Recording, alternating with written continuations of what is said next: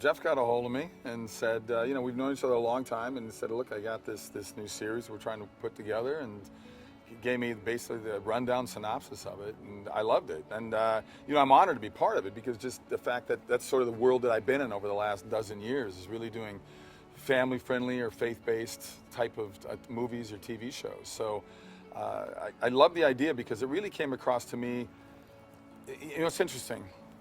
I was talking to somebody about this a few years ago. I said, you know, it's so sad where television has gotten right now.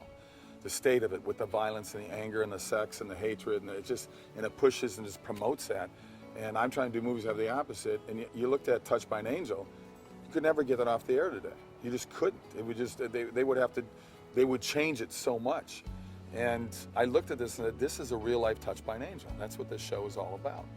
It's really about shining the light on the positive aspects of life on this planet. God never promised an easy life for anybody, but he promised hope, he promised redemption, and that's really, I think, is the biggest drive for anybody that's you know, is a believer, is not just the faith, but the hope that you have. And I think a lot of people are running around the world right now without hope, and that's, I think, one of the biggest reasons we have the divide we have going in not only in America but in the world right now. And this is the type of show that I think is going to is really going to open a lot of people's eyes, because I think, and once again, seeing is believing, right? And when you're seeing true stories about people's lives that were touched and moved in such a miraculous way, you can't help but I think being attracted to maybe jumping into that swimming pool instead of being afraid of dipping your toes in. I want people to be curious and come aboard and just sort of take a look at this. I've been to Israel a number of times, and I tell people, I have atheist friends, agnostic friends, we have great debates, we're still friends, we don't hate each other, we talk, you know? And I tell them, I said, the history is there. The greatest atheists of the world, the people that debate about, you know, aborting God, they don't deny that there was a Jesus. There was this man who did walk in the, you know, in that part of the world at that time, that would be preaching to people and talking to people. And you know, they may deny the miracle part, but I don't. I'm hoping it brings in people of all faiths and non-faiths. I look at atheism as a faith. I mean, that, to believe in absolutely nothing, that's pretty strong faith.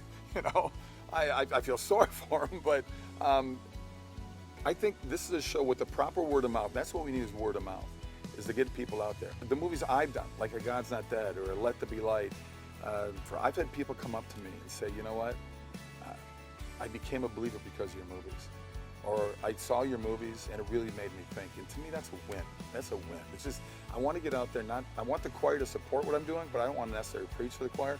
I want people of all sides to come aboard and go and just check out this ride. I think the true stories are amazing, and true stories make a difference in looking at something that's science fiction.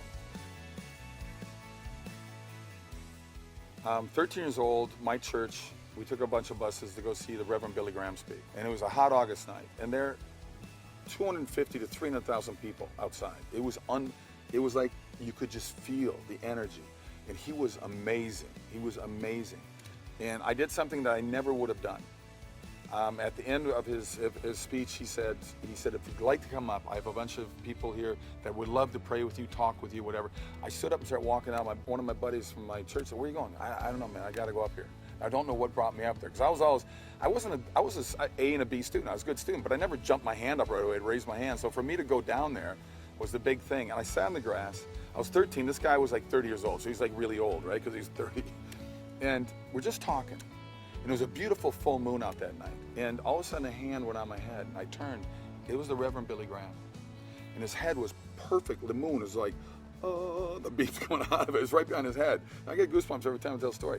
I told this story on a talk show once. And I get a call a week later after it aired from Billy Graham's people.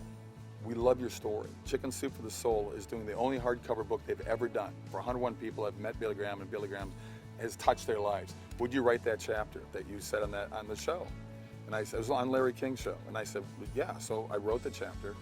The book gets done. They call me, whatever it was, 2 months later, whatever it was. Hey, he's well into his 90s. He can't get around. He can't travel. He has picked you to be the one to do the publicity on the book. We'll fly around all the shows. And I was like, are you kidding me? So I was like, that was such an amazing honor to think that that moment when I was 13 years old. And now I'm this guy that, you know, has already done Hercules and Andromeda, and I get picked to go do that. It was a miracle in itself right there. I'm so excited to be bringing Light, Living in God's Hands today, to people around the world. My father originally created it many years ago as a Christian radio drama, which played on Christian radio stations all across the nation and even won an Angel Award for excellence in Christian broadcasting. Light tells true stories about real people and how his supernatural love and power has made a difference in their lives. Light is also a prison ministry. We've remastered digitally all the old radio dramas, put them on CDs, and given them to different prisons throughout the country.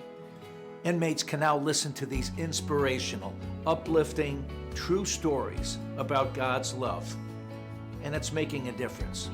I'm really excited to be partnering with Amanda and Wes Llewellyn of 4L Films. We have years of production experience together on award-winning TV shows and motion pictures. What we need is your financial support to make this wonderful project a reality. We don't ask for much.